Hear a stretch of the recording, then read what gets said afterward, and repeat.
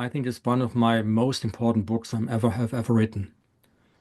I show that the mental immune system was essentially designed about lithium. So lithium is the key trace element for the functioning of the mental immune system. The lithium conspiracy, because lithium is, as I prove in my book, and I've written 100 pages, which will be like 150 pages in the book, seven independent arguments why lithium is essential. And one of the arguments is that it causes what I call the mental immune system syndrome. And the mental immune system syndrome goes from autism up to Alzheimer's, contains essentially almost all the psychiatric diseases, but also, of course, a deficiency in the mental immune system, which leads to higher suicide rates, higher depression rates, higher rates in admission to psychiatric hospitals. And it is a long range. It's amazing. And I can prove that lithium was essentially, since time began for humans, but not for humans, for life. Life started with lithium. And it's interesting that lithium is part of the treatment against bipolar disorder. Bipolar disorder or manic depression. And the guy who essentially made it a clinical, or let's say, who created the platform for lithium being the drug against manic depression or bipolar disorder, when he published his paper in 1947, he already explained that the reason why lithium works in this disease is because the deficiency in lithium is the cause of the disease. And he believes that lithium is an essential trace element. And in the same year when he published this paper, lithium became the major drug against manic depression. And at the same time, it was abandoned and disallowed as a supplement in nutrition.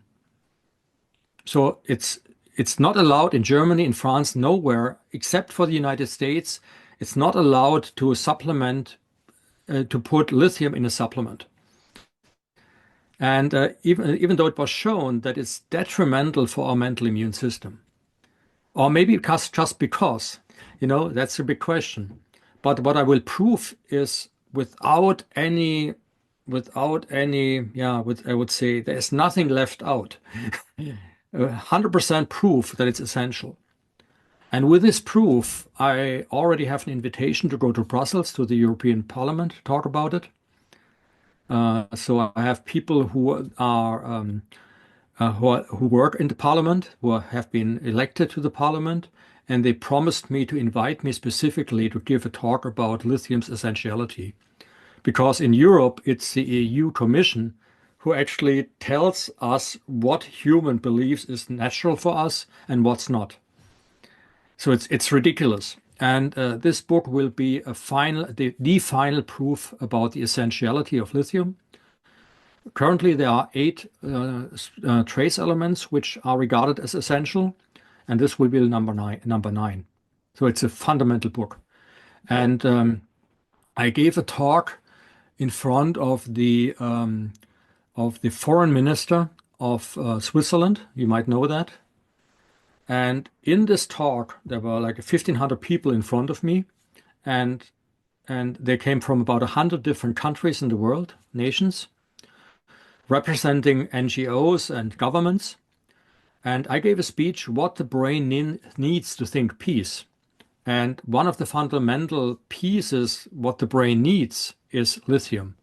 I already explained it there in Basel, in the heart of the pharmaceutical industry. I was kind of, when I gave the speech and I talked about lithium, I really felt like I'm drawing like a target in front on my breast. But so far, I can still work, and this book will get out.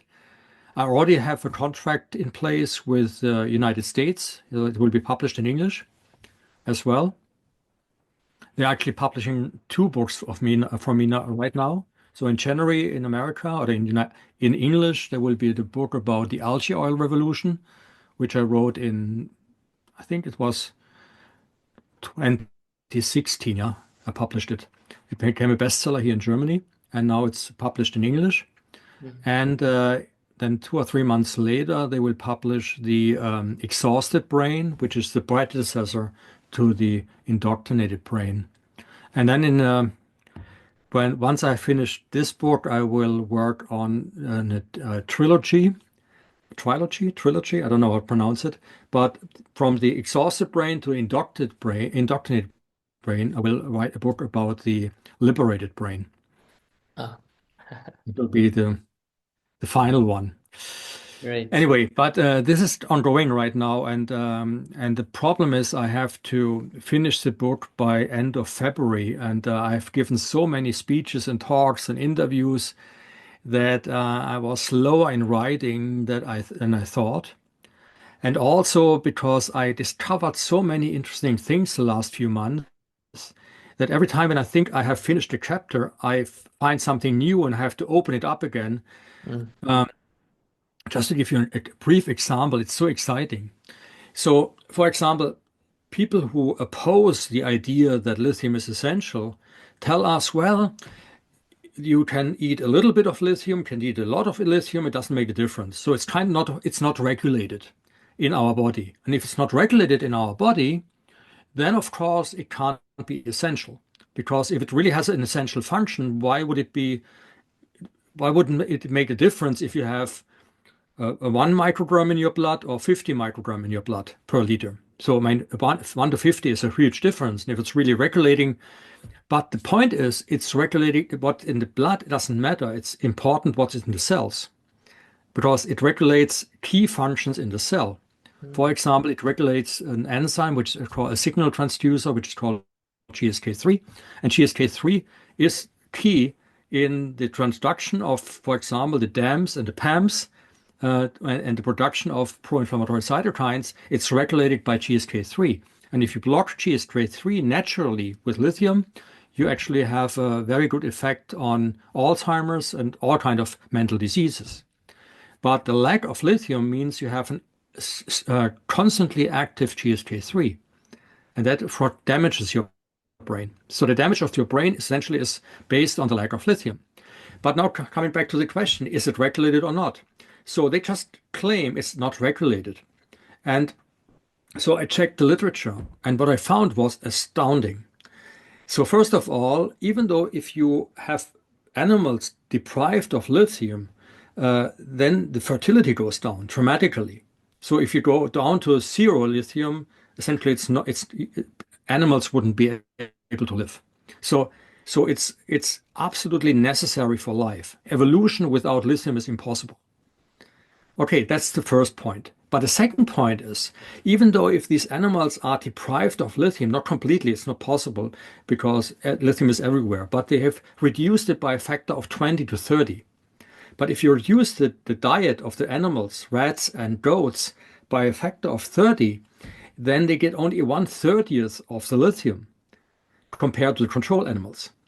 But the lithium in the control elements is in the brain. For example, you have a certain concentration in the brain. In the animals that are deprived of lithium by a factor of 30, have the same amount of lithium in the brain. So the brain has pumps, active pumps, who essentially make sure that even if you have a deficiency in lithium, enough is shuttled into the brain so that the brain function is somewhat maintained. Of course, if you continue the deprivation, it will go down. Then I found another, it was in mice, this study. But then came the next paper, a paper in fish. Fish, for example, has in the brain of fish, you have in the fish which are in the ocean. In the oceans, you have a certain amount of lithium in the water. It's about 170 microgram per liter. So, but in the brain of the fish, this goes up 20-fold. They have a 20-fold higher concentration of lithium in the brain, but only in the brain, not in the muscles, only in the brain, a 20-fold higher concentration than the surrounding environment where they live in. and they live there for millions, billions of years. So there is essentially an active energy consuming machinery that puts lithium into the brain. And now I found a study in humans published a year ago, and I just found it by accident.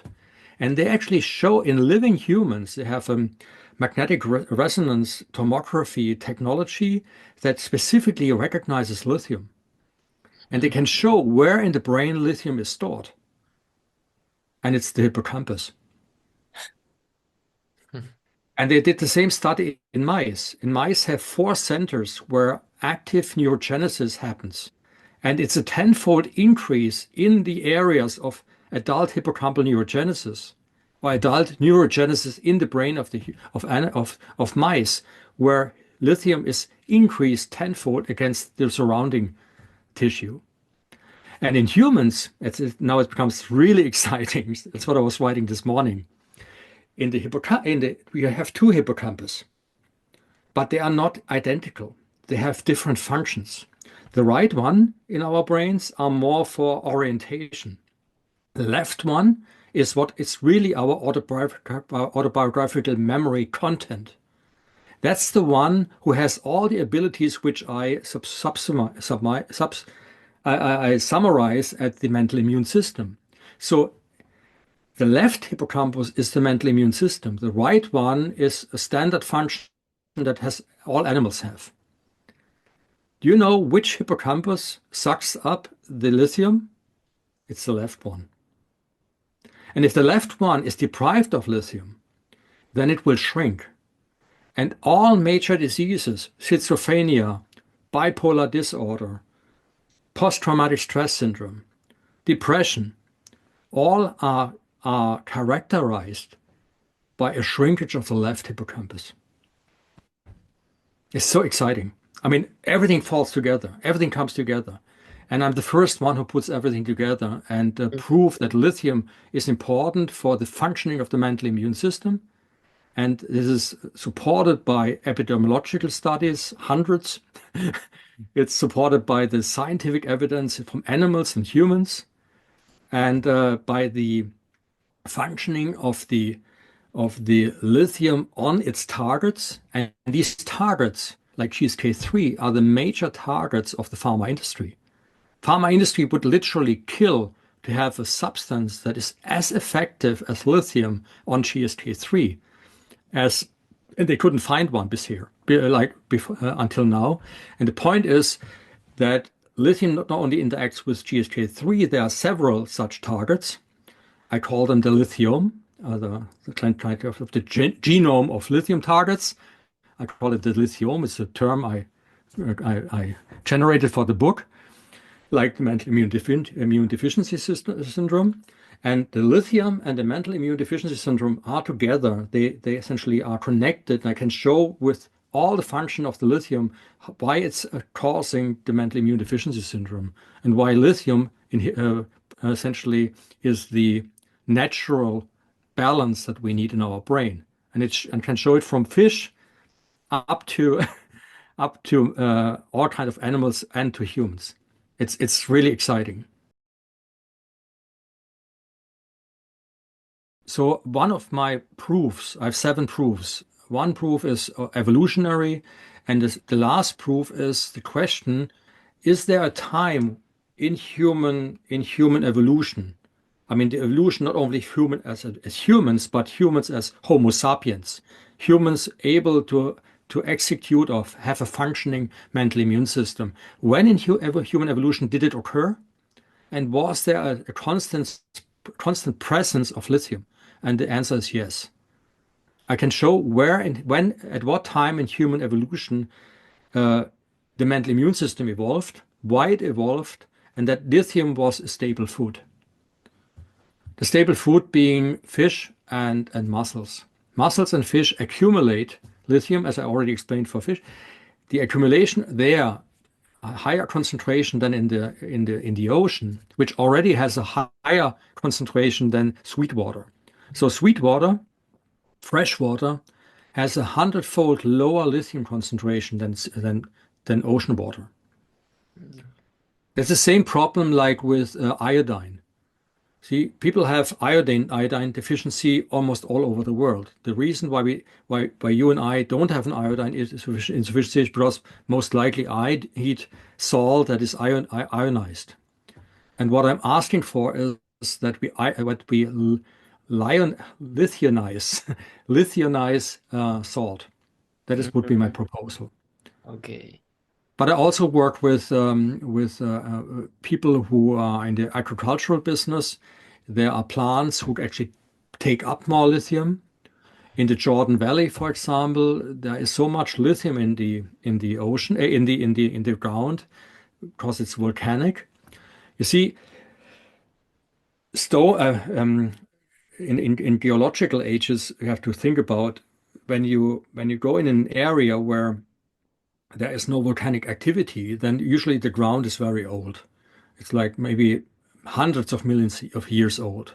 And hundreds of millions of years means that all the lithium has been washed out by rain into the groundwater and drifted into the ocean. That's why the ocean has a high concentration of lithium. Okay? But everywhere where you have volcanic activity and volcanic history, then the geologically speaking, everything is much younger. And there was not enough time to wash out all the lithium. So the lithium content is always higher where there's volcanic areas, like the Jordan Valley, which is part of the reef, the African reef, So where it's a lot of volcanic activity. Yeah. Yeah.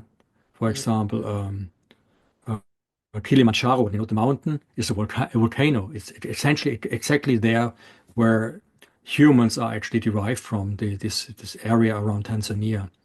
And there, if you there grow plants like spinach, I have just found a paper which shows that if you eat 250 grams of spinach in the Jordan Valley, you get 1 milligram of lithium. And 1 milligram of lithium is what I call the recommended daily allowance. That is what I recommend. And they actually write in their paper, it would be better if everybody would eat this 250 grams of spinach every day. Everybody would be better off, and it would be better off, and the society would be better off, based on the social immune system that is essentially supported by it. So Wow. everything comes together in this book. It's dramatic. The second chapter alone has like 600 references. So I'm really putting this together, but I put it together in a way that a normal human can still read it, and like all my books, I hope. But of course, I have to prove at the same time to the scientific community that lithium is worth to be accepted as an essential trace element. That will change everything. For me, it's like the freedom, or the peace. I would call it the peace trace element in a way. Yeah, it will allow people to have a better mental immune system. People will interact with each other much better.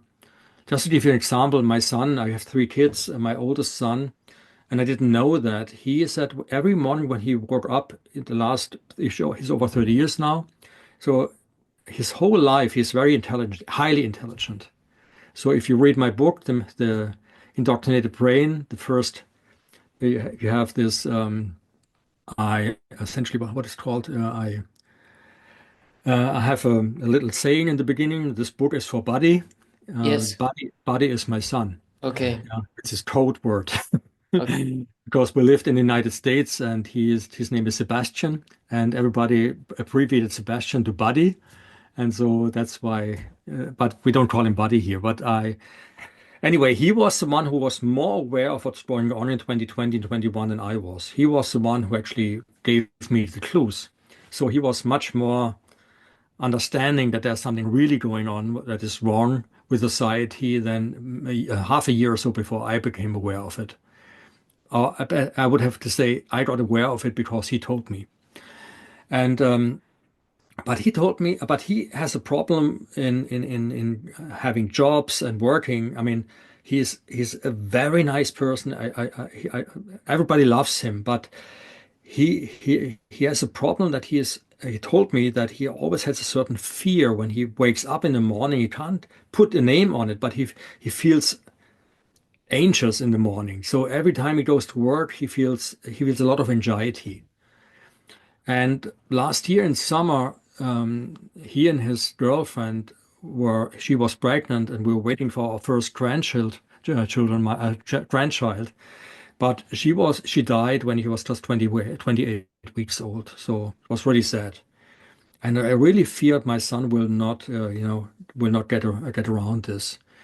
But at the same time, I was working on lithium, and one of the publications I found at the time was that if you will lose a family member, many people get depressed, very depressed, almost up to a level of post-traumatic stress syndrome.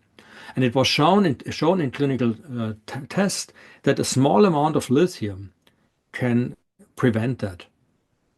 I mean, that are more able to overcome the problem, and of course you're still sad, but you're not getting depressed. And so I gave them lithium, both him and his girlfriend. A few weeks later, he and I were working in our garden, and he came to me and said, Dad, since I take lithium, I wake up in the morning and I don't have any fears anymore. It's gone. And meanwhile, hundreds of people have told me the same thing. It's just amazing. Yes. So he was living under this anxiety. This anxiety caused him a neuroinflammation, and neuroinflammation caused more anxiety, and he was kind of a death cycle, not death cycle, in a vicious cycle, and apparently lithium, changed that. And since now, it's now almost a year ago. Yeah, it was a year ago since his little girl died so early. Um, he became much more mature. He completely changed. Everybody who knows him said he became a mature human adult. He was still like a kid with 30 years, but now he's an adult. And I'm pretty sure the lack of lithium was his problem for decades. We didn't know, and so I'm 100% sure that people will change dramatically. I actually work very close with the pediatrician. He gives it now as lithium is a key ingredient for children with autism, with attention deficit disorder. He says it's a wonder drug. I mean, Yeah. and he doesn't give it as a drug. He just gives enough that I call the recommended daily allowance. It's not a drug. It's just filling up the deficiency. I mean, getting rid of the deficiency, that's all that is required. When I was with Tucker Carlson, I mentioned briefly the idea of lithium. The next day in the United States, you couldn't get any lithium anymore. It was all sold out. Wow. Here in Germany, I have started a network of because you need a prescription.